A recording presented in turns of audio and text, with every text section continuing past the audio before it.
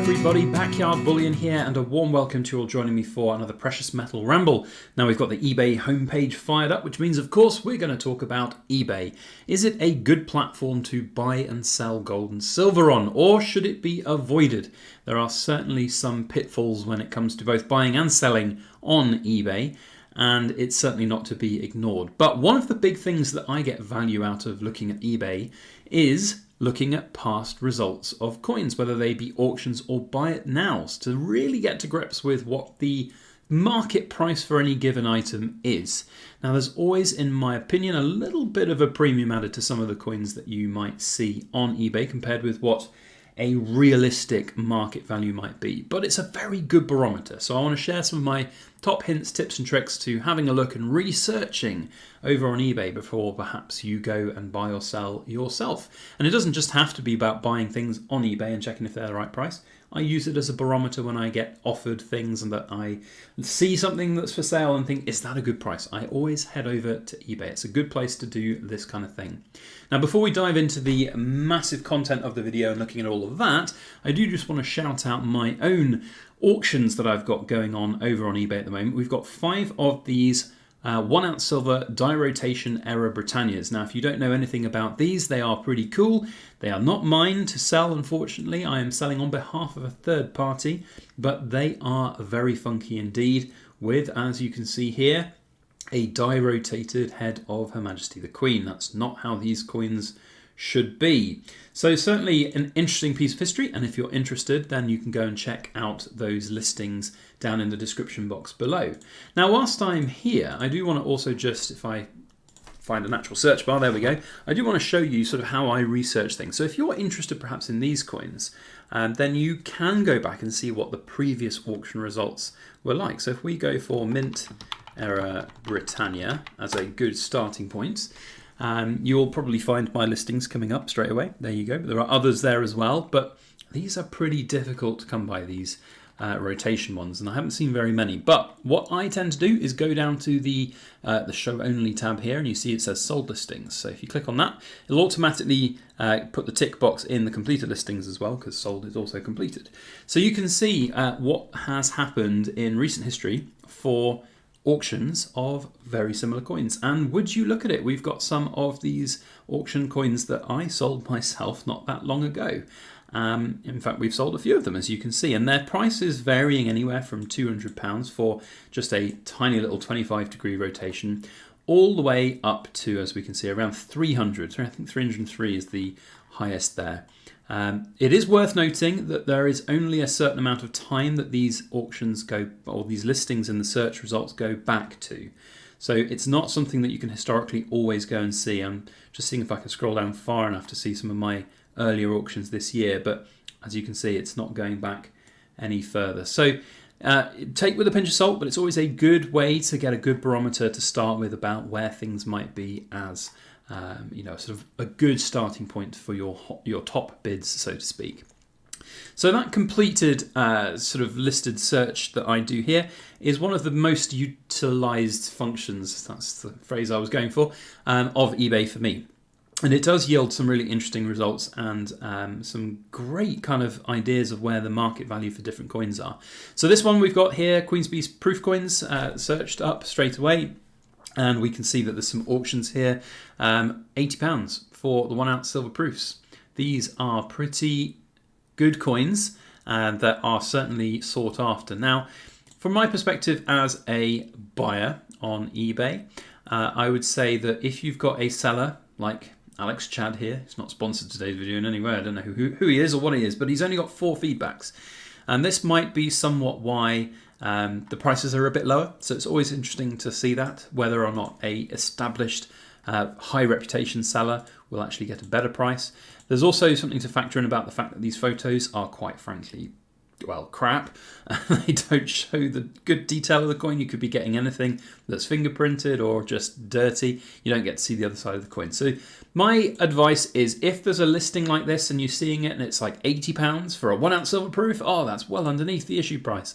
Always have a pinch of salt. New seller with bad photos, you just don't know what you're getting. You really don't, and it could come and it could be crap.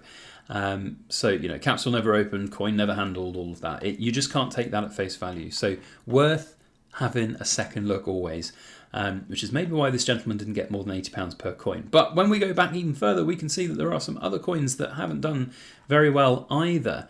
Again, no close-ups of this particular coin. We can't see both sides. So again, poor listing, relatively low feedback seller in that it's only got 9. It's still 100% though.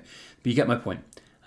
Be wary of cheap auctions. Even though things might seem cheap, you might actually get more value if you actually look to sell these properly. So that's one of the top tips I'll have.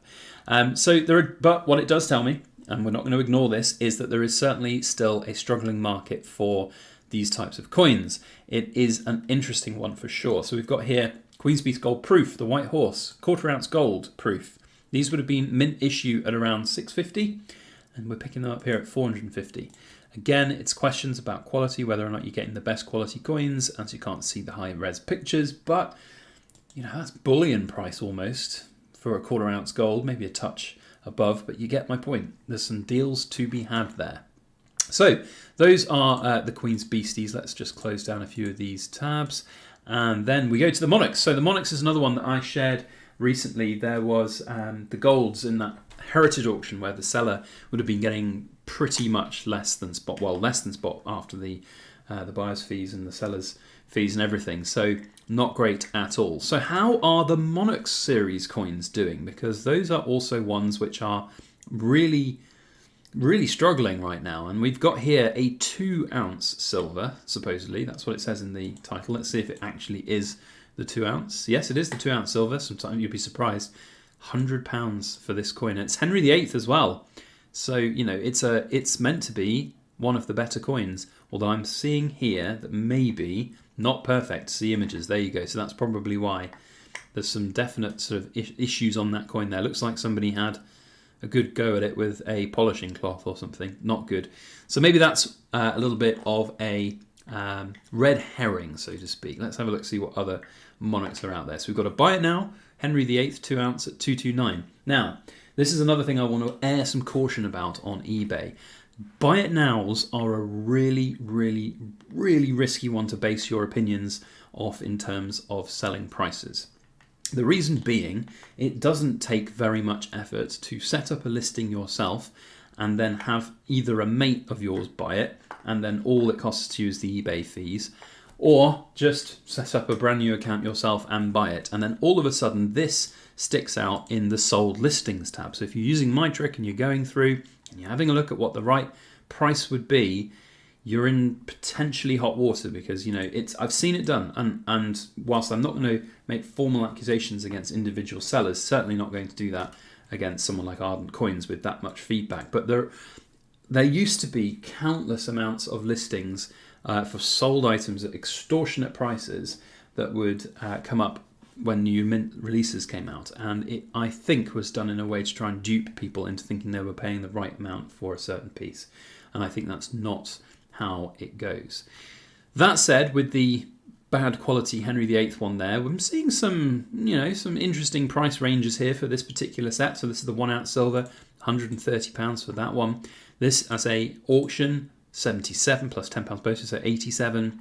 Again, we've got sort of about 95. So these are hovering around mint issue price, a little bit below for some of them, certainly below when you factor in the the Queen's Beast, what we're talking about, the seller's fee of eBay. But we go back a little bit to July and we see these 3 auctions here. They're all doing quite well. Some of them are above mint issue price.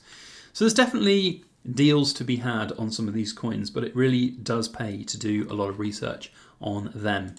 Now, how about buying gold coins, silver coins, just generalized coins? Oh, look, we've got a 1 ounce gold bar for £999.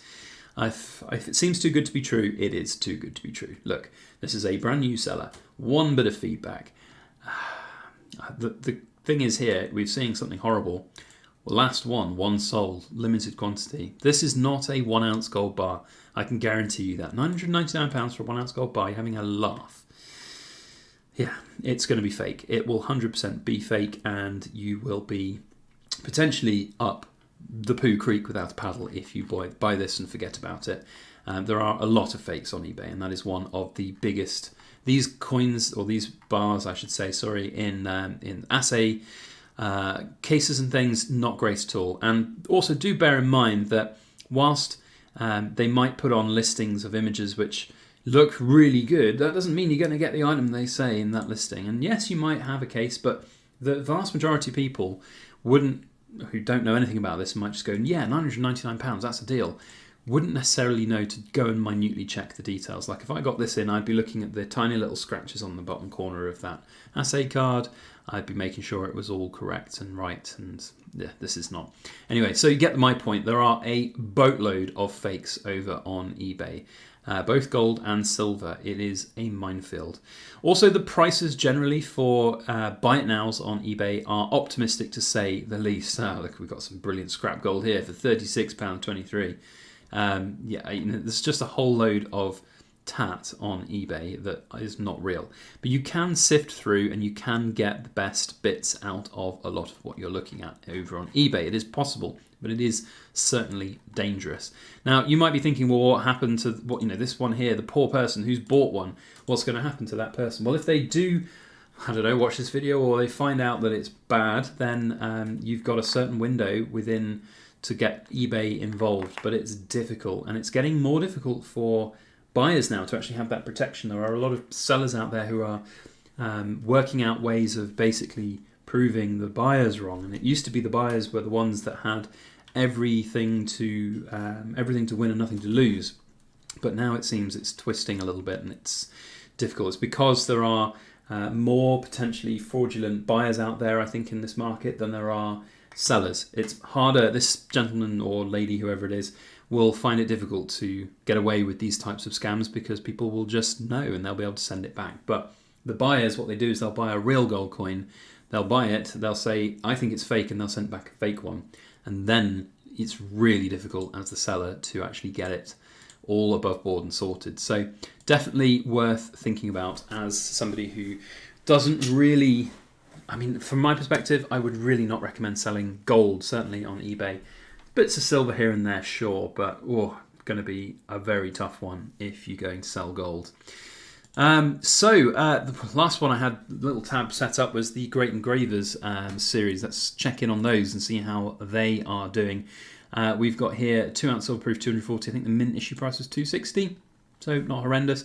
Here though, PS69 180, so not good. Not good at all. The Great Engravers 3 Graces, though, is doing all right. Look at this, PF70, 510. So it's weird, isn't it, about these sort of past results. There are some that do really well, some that are a little bit struggling. And we've got here the Petition Crown 2 ounce silver proof set, 450. I can't remember what the issue price was for those. I want to say it was like 500 and something. It was like 270 a coin or something. I can't remember. It was a lot. Here we go, 2 ounce silver proof, 850, buy it now. Interesting stuff. These are going well. I have one of those. I don't think it's a 70 though. I think it's a 69 graded coin, but hey, we can but only look at these. So that's one of the biggest things that I use eBay for.